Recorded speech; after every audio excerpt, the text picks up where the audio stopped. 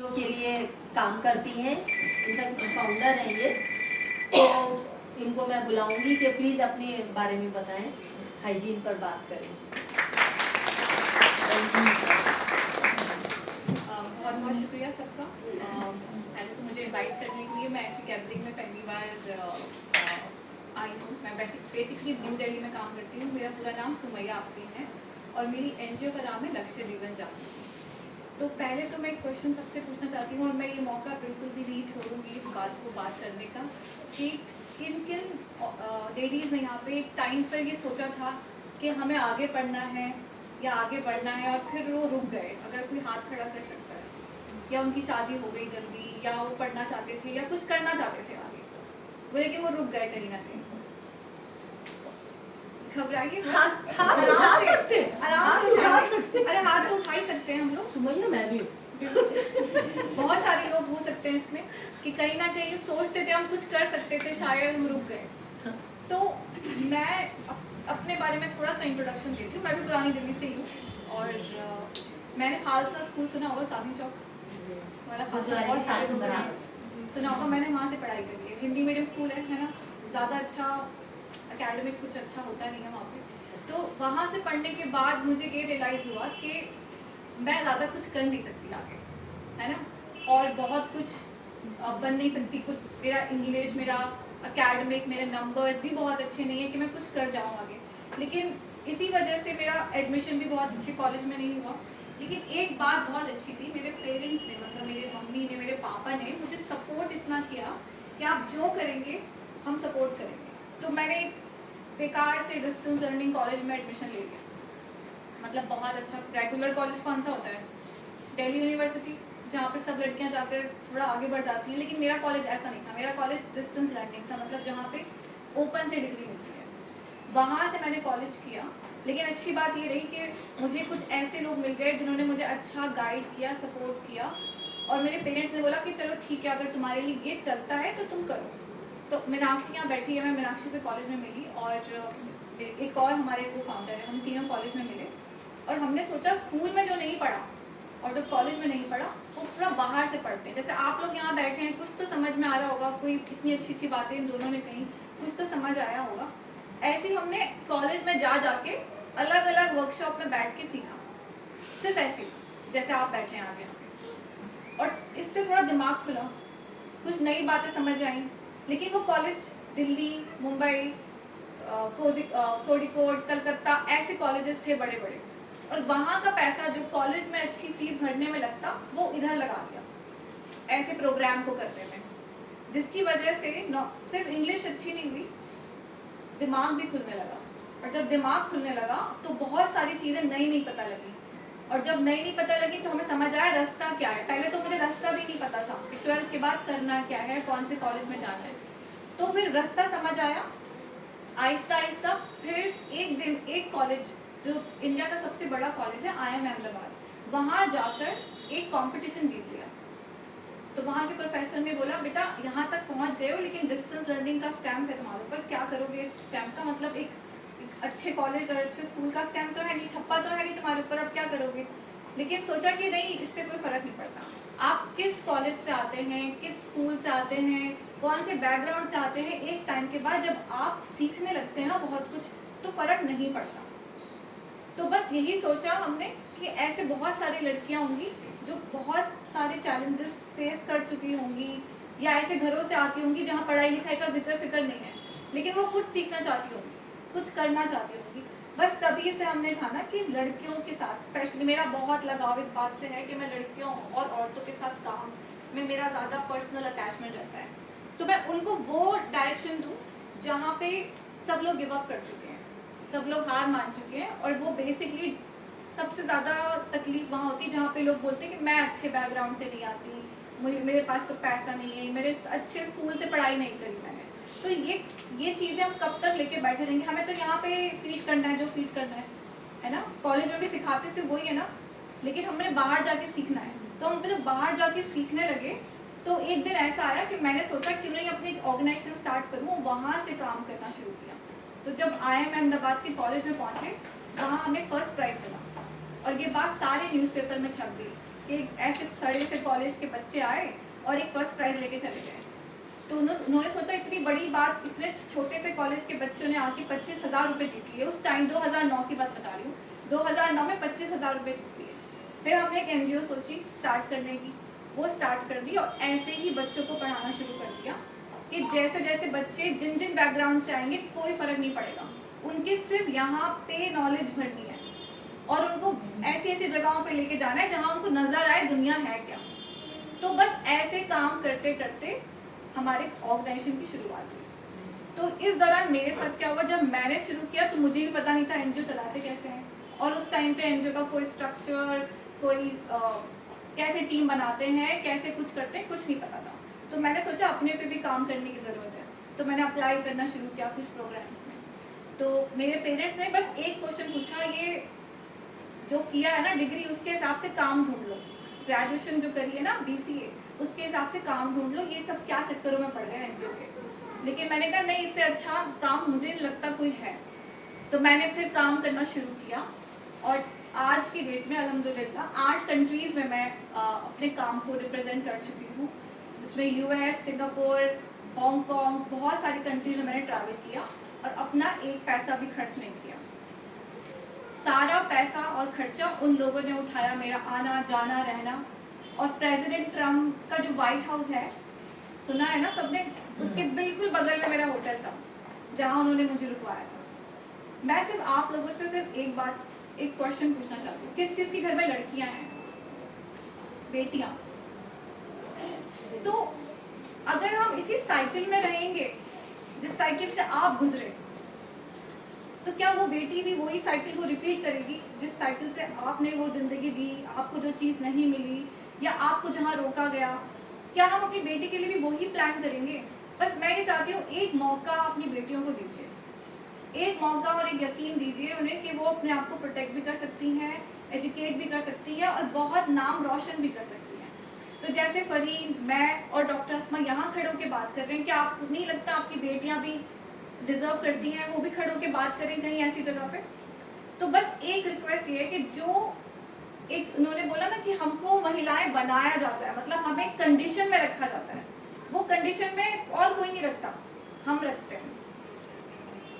हमारे दिमाग में इतना फिक्स हो चुका है कि यही कंडीशन है, इसी को फॉलो करना है, स्कूल जाना है, कॉलेज जाना है, शादी करनी है, बहुत फिक्स तरीका है। पहले मेरा भी यही था, यही कॉलेज होगा, डिग्री होगी, जॉब होगी, लेकिन मैंने तो बहुत अलग अलग काम किए, जिसकी वजह से रास्ता भी बनता गया, आगे बढ़ने का मौका भी बहुत मिला और बहुत सारे लोग जुड़ते भी चले गए। अब मेरी फैमिली में भी मैंने इतने सारे चेंजेस कर दिए, बहुत सारे लोग सिर्फ मुझे देख देख कर कि सुमैया ने कुछ किया है, तो सारे लोग अब मुझसे सलाह लेंगे, अब मुझसे मशवरा करेंगे।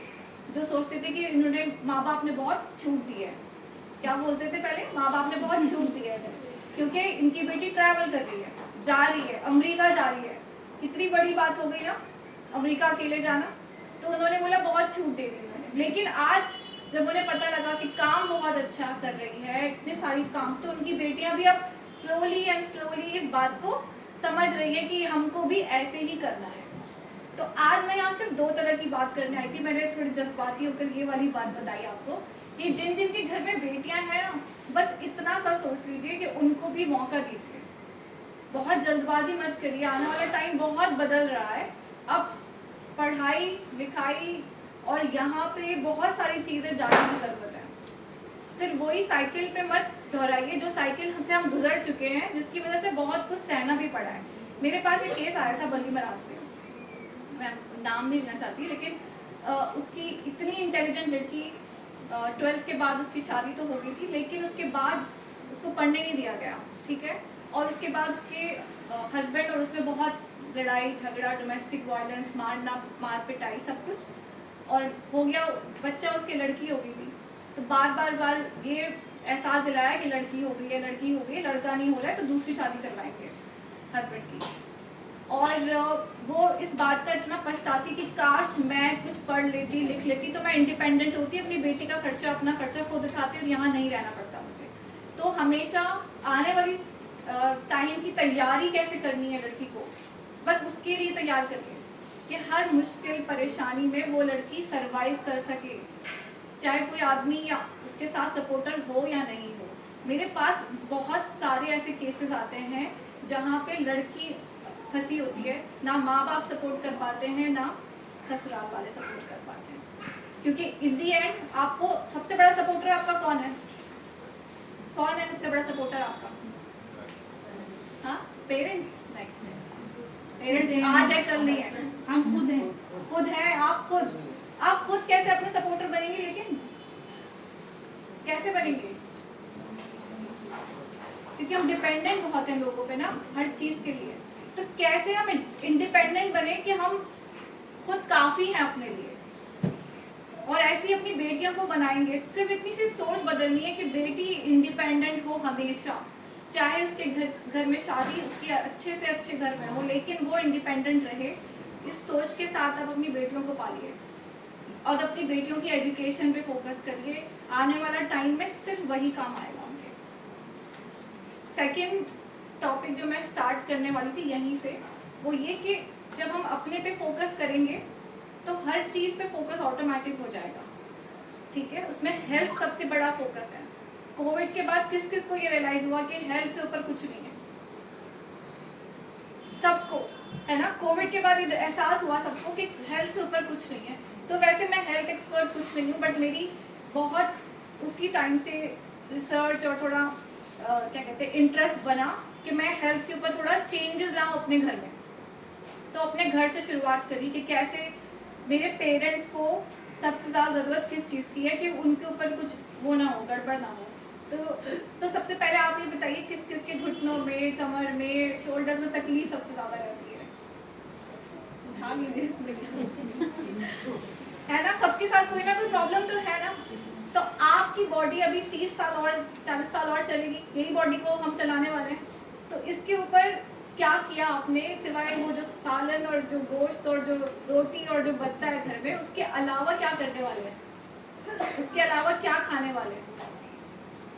उससे तो कुछ नहीं हो रहा, उसका मतलब सही है, सही बात है ना। ये वो तो डेली बन रहा है, उससे भी तकलीफ बढ़ी जा रही है। तो क्या डाइट में चेंजेस करेंगे, मैं बस थोड़ा सा बताऊंगी आपको।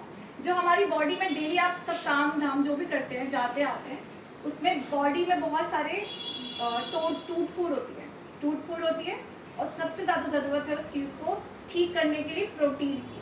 किस चीज़ की? प्रोटीन सबसे ज़्यादा आपकी बॉडी में इम्पॉर्टेंट एलिमेंट है जो होना ही चाहिए। किससे मिलता है, कोई आइडिया किसी को? प्रोटीन सबसे ज़्यादा अच्छा सोर्स प्रोटीन का अंडा है। क्या है? अंडा। अगर आपने अपने डाइट में थोड़े से चेंजेस कर लिए, ठीक है, जो हम सुबह चाय बिस्किट खाते होंगे या पापे खाते होंगे या पराठे खाते होंगे, जो भी हमारी डेली का ब्रेकफास्ट है, उसमें थोड़ा बदलाव लाके आप अंडा अगर इंक्लूड करें, बच्चों को मत दीजिए, आप खाइए पहले, ठीक है, बच्चों को मत दीजिए। पहले अपनी सेहत को ध्यान में रख के प्रायोरिटी अपने ऊपर रखिए। आपके घुटने और आपकी सब कमर मजबूत होनी चाहिए, तभी तो घर चलेगा। तो अंडा प्रायोरिटी पे खाइए, सबसे हाई प्रोटीन। और अगर दालें और आप सब खाते हैं तो राजमा में सबसे ज़्यादा प्रोटीन होता है।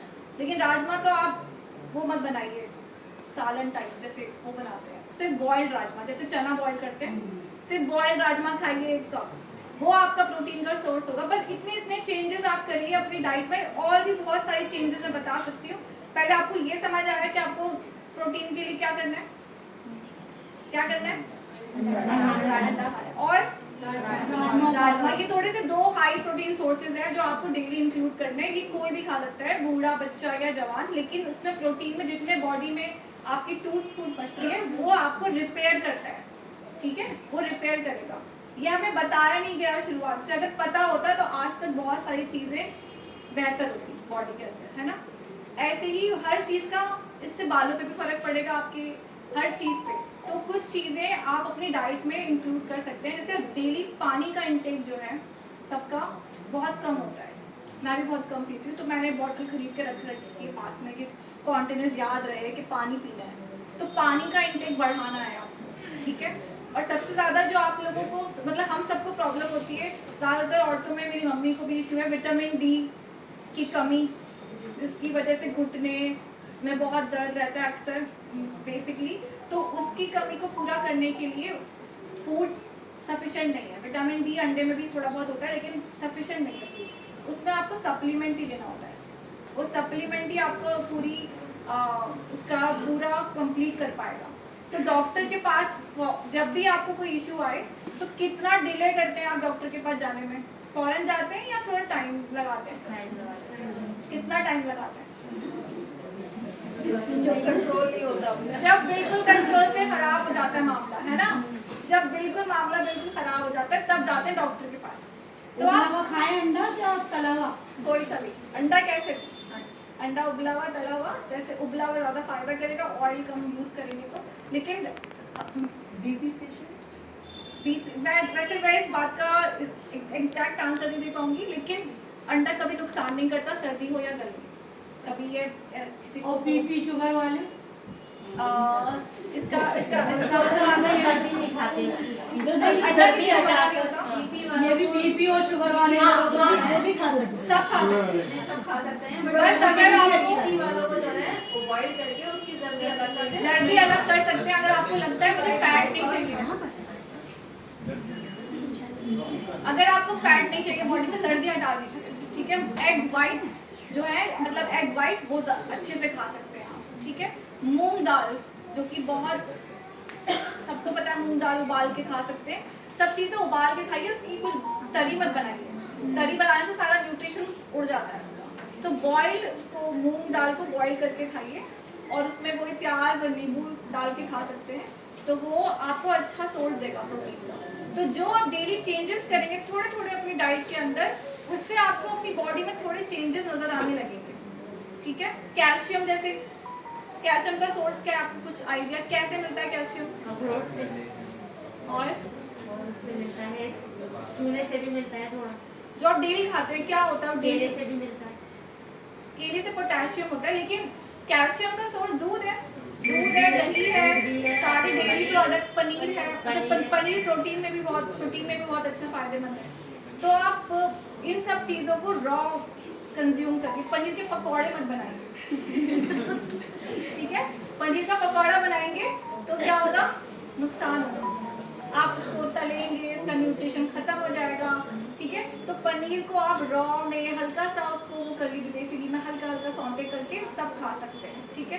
सलाद में डाल लीजिए, सलाद ज़्यादा खाइए। तो ये सब चीज़ें 80% डाइट है, 20% आपका एक्सरसाइज है, आपकी बॉडी। तो आप अपनी डाइट में चेंजेस लाएंगे तो आपकी 20% एक्सरसाइज जो है वो सिर्फ मुश्किल ही है, ऐसे औरतें टाइम नहीं निकालती एक्सरसाइज के लिए। और हमारे यहाँ ये मिथ भी है, जितना दुबला पतला दिख रहा है उतना कमज़ोर कहते हैं उसको, और जो थोड़ा हेल्दी दिख रहा है उसको कहते हैं, सॉरी, जो थोड़ा मोटा दिखता है उसको कहते हैं हेल्दी है। तो क्या ये सही बात है? दुबले पतले वाले क्या बिल्कुल कमज़ोर होते हैं?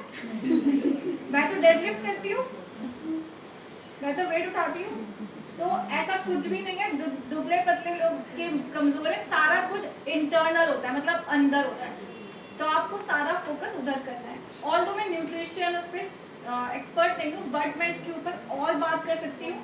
घर में कौन कौन सी एक्सरसाइजेस करते हैं वो भी मैं बता सकती हूँ। मैं उसके लिए अलग सेशन थोड़ा सा चाहिए होगा कि घर पे कैसे छोटी छोटी एक्सरसाइज आपकी घुटने की, कमर की और शोल्डर्स की, क्योंकि मैंने इसमें लास्ट 3 ईयर तो थोड़ा इंटरेस्ट लिया है, तो मेरा इंटरेस्ट और बढ़ गया और मैंने घर पे प्रैक्टिस करी है अपने पेरेंट्स के साथ, क्योंकि उनको नीज के इश्यूज हैं, मेरी मम्मी को, मेरे पापा को, तो मैं उनके साथ करती हूँ। और उनकी मैंने वेट ट्रेनिंग भी शुरू की, छोटे वाले डंबल्स होते हैं ना, छोटे वाले, उनको स्टार्ट किया है करवाना। तो वहाँ का अलग सेशन हो सकता है कि कैसे घर में करें ताकि कमर और नीज को आसानी, थोड़ी सी अच्छा महसूस हो। और ज़्यादा लॉन्ग टर्म करेंगे तो ये मजबूत होंगे, घुटनों की प्रॉब्लम नहीं होगी। और नट्स, हाँ, नट्स में जैसे आपने बहुत अच्छा बोला, अखरोट बहुत अच्छी चीज़ है खाने के लिए। और आप उसमें बादाम और काजू, ये सब चीज़ें डेली, जब आपको भूख लगती है और शाम को हम कुछ ना कुछ बाहर से मंगा लेते हैं। क्या मंगाते हैं बाहर से? और क्या मंगाते हैं? जलेबी, ये जो बाहर मिलती है चाउमीन और मोमोज, बस इसको रिप्लेस कर दीजिए। बस इसको वो 20-25 रुपये, 30 रुपये का जो रिप्लेसमेंट है वो उधर कर दीजिए। 10 रुपये का अंडा आता है, मुझे नहीं आइडिया, 10 रुपये का आता है, 8 से 10 का अंडा आता है ना, 2 अंडे कर दीजिए शाम को, चाउमीन और वो सब हटा दीजिए, इतना चेंज करना है। दही खाइए उसके बदले, पर थोड़े थोड़े बदलाव की वजह से आप अपने ऊपर फोकस करिए। और आप बच्चों को तो सब कुछ करके देती ही हैं, अपने ऊपर क्या करती हैं, अपने ऊपर कितना फोकस करती हैं, है ना। और हम ऊपर से बहुत अच्छे लग सकते हैं, अंदर से हमें कितने हम वीक हैं वो हमें कोविड में दिख गया, है ना। कोविड में पता लगा हम अंदर से कितने वीक हैं। तो सब लोगों को अंदर से हमको बेहतरीन सेहत चाहिए, तो थोड़ा थोड़ा बदलाव की ज़रूरत है। आने वाले टाइम में शायद अगर कुछ सेशन रख पाएँ हम स्पेशली कि घर के किचन में हमें क्या क्या मिलता है, बाहर जाने की ज़रूरत नहीं है, जिससे हमको बहुत सारी न्यूट्रिशन वैल्यू मिल सकती है, ठीक है। और कुछ घर की एक्सरसाइजेस जो घर बैठे ही कर सकते हैं, जिससे आपकी बॉडी बेहतर फील करेगी। ये 2 चीज़ों पे हम बात खुल के और कर सकते हैं। फिलहाल मैं सिर्फ 2 चीज़ों को और मैं आपको फोकस करती हूँ। एक, पहले मैंने क्या बोला है, फर्स्ट मैंने प्रायोरिटी किसको दी है, गर्ल्स, लड़कियों को, कि अपनी लड़कियों को एक मौका दीजिए। जिस साइकिल से आप गुजरे हैं बस वो ना गुजरे उस साइकिल से। उसका एक तरीका है एजुकेशन पे ज़्यादा फोकस करिए। अगर आपने 12th करी है, ग्रेजुएशन और पोस्ट ग्रेजुएशन लड़की को करवाइए, और वो जितनी रास्ते खुल सकते हैं वो उसके लिए ऑटोमेटिक खुलेंगे, आपको चिंता करने की ज़रूरत नहीं है, ठीक है। और उनको भी मौका दीजिए कि वो यहाँ आकर ऐसे प्लेटफॉर्म्स पे आकर खड़े होकर बात कर सकें, आपका नाम रोशन कर सकें। बस ये 2-3 चीज़ों पे मैंने फोकस करना था, बाकी आपकी चॉइसेस हैं, आप जो चूज़ करेंगे अपने लिए बेहतरीन चूज़ करेंगी, बस थोड़ा सा आपको समझदारी से चूज़ करना है, ठीक है। Thank you.